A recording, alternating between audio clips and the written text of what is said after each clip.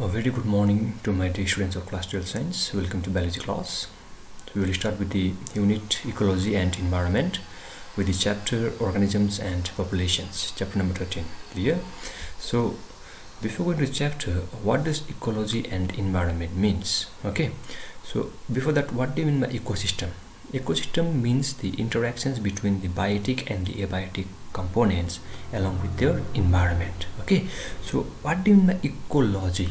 So ecology means the study of those interactions between the living and the non-living organisms along with their environment. So the ecology mainly deals with the study of those interactions and the interrelationship between the organisms, not only between the organisms but also with the environment, because we are always influenced by the environment where we used to live. Okay, so environment means the surroundings of our habitat, and we can define environment as those external forces of the surroundings which influence the life of an organism directly or indirectly.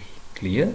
And therefore the study of relationship of the living organisms with their environment is known as environmental biology. Clear? So now next one is habitat. Now what does habitat means? Generally when we define habitat, we used to say that habitat is a place where we used to live, okay, or where we used to survive. So what does habitat mean? So habitat of an organisms or the community is the place or the physical locations where it actually lives. That means the place where we used to live, where we used to survive is known as the habitat. Each and every organisms, each and every species has got its own particular habitat. Clear? For example, we can say here that the larvae of insect chironomus are adapted to live in the water with little oxygen. So this is their particular habitat. Clear? Hilsa, a fish, lives in both freshwater and brackish water. So this is their particular habitat. So organisms are adapted to live in their specific habitat or in their particular habitat. Clear? Now next what do you mean by niche? Okay, so niche means the physical positions or the status or the rank that a specific organisms or the species occupies within their community or within their habitat. Clear? And within a habitat we can find a variety of species. That means a habitat contains many niches, and that niche can support a variety of species. So within a habitat we are finding the niche, and that niche is mainly supporting a variety of species, more than one particular species. So niche means the physical positions or the rank or the status that the species occupies within the community or within the habitat or within the ecosystem. Clear? And a habitat can support many niches, and that niche will support a variety of species. It can support more than one species. Okay, so that example is given over here, that 7 species of millipedes occurring on a floor of oak forest were found to feed in different layers of decaying litter. So here you can see that a habitat has got several niches, and that niche is supporting more than one species, that it is supporting more than 7 species of millipedes. So habitat has got a niche, and that niche will support a variety of species. So go through the definition of habitat and the definition of niche. Okay, this is there in your syllabus. Now we will go with the next topic, that is living components of ecosystem, and under this one you have to go with the population and the attributes of populations. So within the chapters most of the topics has been removed, so kindly follow the new further reduced syllabus. I've been telling you continuously in the class also, I have told you about this one. So go to the syllabus. Okay, so in this chapter also most of the topic has been removed, so kindly follow the new syllabus. Okay, so now we are going to start with the living component of ecosystem. So first one is population. So what do you mean by population? Okay, so population means a group of organisms of the same species, not of the different species. So when we are describing about the population, then population means the group of organisms of the same species. Clear? So when we talk about the human populations, we will only consider the human beings. We will not consider the other living organisms like the tiger, lion, elephant. When we consider the population of tiger, we will just count the number of tigers. Clear? We are not going to count the number of lions. So populations means the group of organisms that belongs to the same species and that inhabit a particular geographical area at a particular time. Alright, and therefore the group of organisms in a particular populations, they are able to interbreed, they are able to show sexual mode of reproductions. Clear? So all the members of our populations, they used to share the same gene pool and they have got the same ecological requirements. Alright, so population means the group of organisms that belong to the same species that occupy a particular geographical area, a particular habitat at a particular time, or at a given time, and they are able to interbreed and they are able to produce a fertile offspring. Clear? And what are the attributes of a population? A population has got different attributes, okay, that individuals usually show. So what are those attributes? Now we are going to discuss. So first attributes of the population is the birth and the death rate. So when we consider about individual organisms, okay, so we are going to discuss about the first attribute of population, that is birth and the death rate. So when we are going to discuss about an individual, not about the organisms, when we will consider an individual organism, that individual organisms will have a birth and a death. Okay, individual may be given birth or an individuals may usually be dead. But when we consider the entire population of a group of organisms, then that particular populations will have a birth rate and a death rate. Individually they have birth and death, but when we consider the population, a group of organisms, then that populations will have a birth rate and a death rate. Okay, and in a population, birth and death refers to the per capita birth and the per capita death respectively, and the birth rate and the death rate will generally affect the population. So there will be a change in the number. That means the population can increase or the population can decrease. Okay, so just for example, I'm going to say over there that in a pond there were 20 lotus plants last year. Okay, so last year there was 20 lotus plant, and now due to the process of reproductions, now 8 new plants has been added to the population, so taking the population count to 28. So what will be the birth rate of that particular plant? So the birth rate of lotus plant will be 0.4 offspring per lotus per year. So this is the birth rate of a population. Okay, so population has got birth and death rate. Then we'll go to the sex ratio.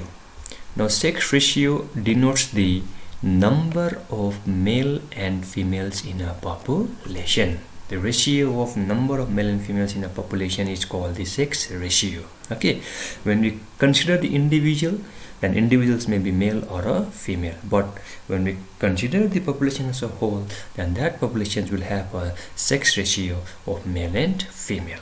Okay, then the third attribute of population is age distribution, the age composition, because in a particular populations we have got three groups of or three age groups, okay, of organisms. We have got pre-reproductive age group, we have got reproductive age group, and the post-reproductive age group. So depending upon the age distributions, we have got three kinds of populations. One is called the expanding or the growing population, then we have got the stable or the stationary populations, and we have got the declining population. So now we are going to talk about the expanding or the growing population. So this particular expanding populations or the growing population has the high birth rate. Okay, they got high birth rate and they have got low death rate. So there is more number of young individuals in the population. So you can see over here that they have got high number of individuals belonging to the pre-reproductive group. Okay, so they have got high birth rate and this population is always growing. Then we have got stable population where they have got equal death rate and birth rate, and such a population shows zero population growth. The last one is the declining population where there will be higher death rate compared to the birth rate, and in this population the number of young peoples will be less. So the number of old members will be more and the number of young ones will be less in the declining population. Now when we will distribute the organisms or the populations according to the different age groups, and when it is plotted we will get a particular pyramid. Okay, and that pyramid is called the age pyramid, because we know that the population is mainly composed of pre-reproductive, reproductive and the post-reproductive group. So whenever we are going to distribute these organisms having the different age groups, alright, and when we have to plot it, we are getting the structure which is called the age pyramid, and this age pyramid will represent the pre-reproductive age group at the base, then reproductive group in the middle, and the post-reproductive group at the top. I'll show you. So if you look over here, so at the base, so this is the base, okay, so this is the base, so this will represent our pre-reproductive group. At the middle, it will represent our reproductive group, and at the top it will represent the post reproductive group. Clear? So this is the distribution of our age pyramid group. Okay, so now we'll discuss about this pyramid. So we have got three types of pyramids generally. So in human populations we have got three types of pyramids, that is the triangular age pyramid, okay, then we have got the bell-shaped age pyramid, and we have got the urn-shaped age pyramid. So we are going to discuss it one by one. So first we'll discuss about the triangular age pyramid. So triangular age pyramids represent the rapidly growing or the expanding populations, okay, in which the birth rate will be always higher than the death rate. Okay, so in such populations, successive generations will have the less number of old persons. Clear? So this triangular age pyramid shows a young or the growing populations, because we are saying that this particular pyramid has got high birth rate compared to the death rate, and just got higher number of young generations than the old one. Then we have got the bell-shaped age pyramid, where we have got equal birth rate and the death rate. Okay, the pre-reproductive and the reproductive age groups are more or less the same, and the post-reproductive group remains the smallest. Okay, so this particular bell-shaped age pyramid represents a stable or the mature populations. Then we have got the urn-shaped age pyramid, where the birth rate is drastically cut or reduced. So over here the death rate will be more than the birth rate. So the reproductive and the post-reproductive group in these populations will be usually lesser in number. Okay, so since it said that the reproductive and the post-reproductive group increase in proportion to the pre-reproductive age group, and the pyramid will take the urn-shaped form, and such a pyramid shows diminishing populations. So we have got triangular shaped age pyramid, we have got bell-shaped age pyramid, and the urn-shaped age pyramid. The triangular shaped age pyramid shows that the population is usually growing in number. It has got more number of younger individuals, the birth rate is higher than the death rate. And when we come into the bell-shaped age pyramid, it shows that the birth rate and the death rate will be equal. Okay, and it shows the stable population or the mature populations. And when we go into the urn-shaped age pyramid, here the birth rate is drastically reduced or cut off. Okay, and it said that the reproductive and the post-reproductive group will increase in proportion as compared to the pre-reproductive age group, and such a population shows the diminishing population. Okay, so we have finished about the age pyramid and the age distributions. Now we'll go next attributes, which is called the population size or the population density. So here you have to remember the definition of population density and the parameters to measure the population density. So what do you mean by population density? So population density, it represents the number of individuals or biomass of a species per unit area or volume at a given time. So kindly remember the definition of population density. It represents the number of individuals or biomass of a species. Okay, so population size or the population density will represent the number of individuals or biomass of a species per unit area or volume at a given time. Clear? And there are mainly two ways of expressing the population density: the crude density and the ecological density. The crude density is the total number of individuals or biomass per unit area or total volume, and the ecological density is the number of individuals of a species actually inhabiting an ecological area or volume. So how can we measure the population density or the population size? So here you have to go to the formula that population density, which equals to number of individuals in a population by the area occupied. occupied. So this is the parameter or the measurement of population density. Okay, so density of population not only varies with the seasons but also tends to decrease or increase in a longer span of time.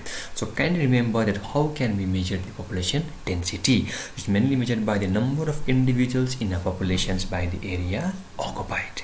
Now let's go to the significance of population density. Now the population density significance is that it indicates the successful nature of population and suggests the future of birth rate and the death rate. But this particular population density is affected by natality, the birth rate, immigration, mortality, and immigration.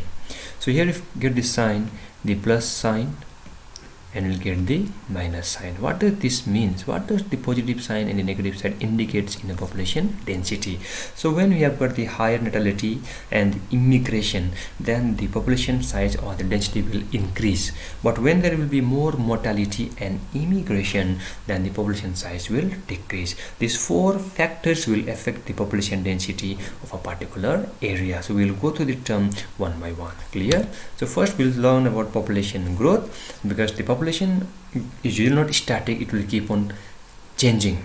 Okay, it will either increase or either decrease. So depending upon the time, depending upon the various factors like food availability, space, predator, okay, the population of size will tend to increase or will tend to decrease. It is not static, it will always keep on changing. So that's why we are saying that the population size are affected by natality, mortality, immigration, and immigration. So what does natality means? So natality means the birth rate, the number of birth during a given period. Okay, so natality means the birth rate, the number of birth during a given period in a population. Okay, and when there will be more birth rate, then there will be increase in the population density. Now what is mortality? Mortality means the death rate, the number of deaths in a population during a given period of time. And when there will be more mortality, there will be a decrease in the population density. Now what is immigration? It means the number of individuals of the same species that enters a habitat from the other habitat. So if any individual from the other habitat comes to our habitat, then that is called immigration. And when there will be more immigration, then it will increase the population density. And what is immigration? It means that whenever any species from our habitat goes to the other habitat, then that is called immigration. And when any species, okay, when any organism from our habitat goes to the other habitat, then there will decrease in the population density. So natality and immigration will increase the population density, but mortality and immigration will decrease the population density. And these four factors will affect our population size also, or growth of the population. So that's why here we are saying that when there will be more natality, when there will be more immigration, then the population density will increase. But when there will be more mortality, when there will be more immigration, then the population size will decrease. So that's why it is indicated by negative sign, and natality and immigration is indicated by positive sign. So these four factors will affect the population density. Okay, so keep this in your mind. Now next one, the formula population density at any time t. So let's see, if n is the population density at a time t, then the density at time t plus 1 is given by the formula nt plus 1 equals to nt plus b plus I minus d plus e. So that is change in population size equals to birth. B means birth plus I means immigration, D means death plus E means immigration. So from this particular equation we can say that the population density increases if the number of birth plus immigration is more than the number of death plus immigration. Okay, so if in a new habitat where the organisms are moving in, then immigration will contribute to the increase in the population size. So B plus I has to be more than D plus E if the population density or the size needs to be increased. But if D plus E will be more than B plus I, then the population size will decrease. So these are the four factors. B means birth rate, I means immigration, D means death rate, is mortality, and E means immigration. So these four factors will generally affect the population size or the density or the population growth. Clear? Okay, now next one we'll talk about the growth models of our populations. Okay, because the growth of a population with time shows specific patterns. So we have got two types of growth models. One is called the exponential growth model, and the second one is called the logistic growth model, or the S-shaped growth model, or the sigmoid growth model. Okay, so first we'll learn about the exponential growth model.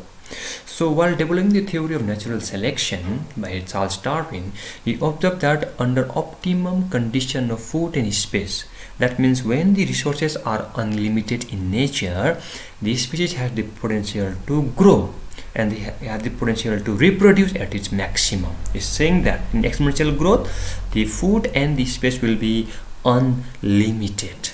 Okay, it is unlimited, and when these resources will be in unlimited amount, then obviously the species can grow, they can reproduce at its maximum. They will usually multiply in a geometric fashion. That means they multiply from 1 to 2, then from 2 to 4, 4 to 8, 8 to 16, 16 to 32, 32 to 64, and it will keep on increasing, so on. This is called the geometric way of increasing populations, clear, under exponential growth, because here the resources are unlimited. So when the resources are unlimited, there will be no competition, clear. So that's why the species are able to survive to its maximum, they are able to grow to its maximum, and they are able to reproduce. All right, so therefore, how can we measure the exponential growth form?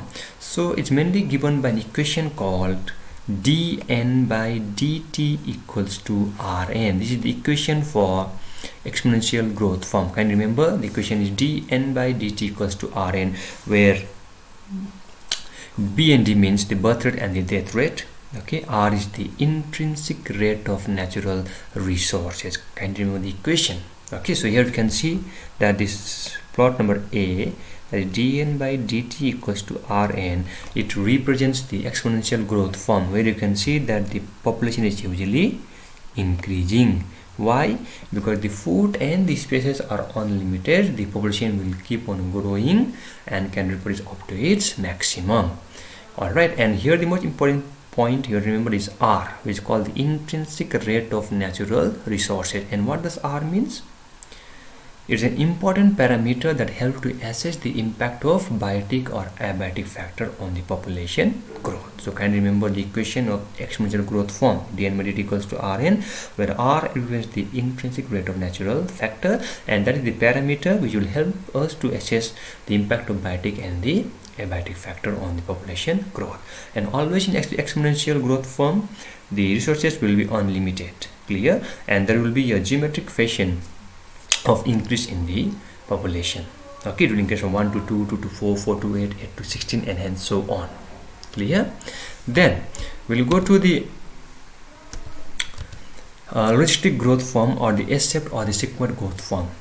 Now in case of exponential growth form, the resources was unlimited, clear, but here in logistic growth form or growth curve, the resources will be not unlimited, they will be limited. Okay, so in nature, habitats are species specific and have resources up to a limit.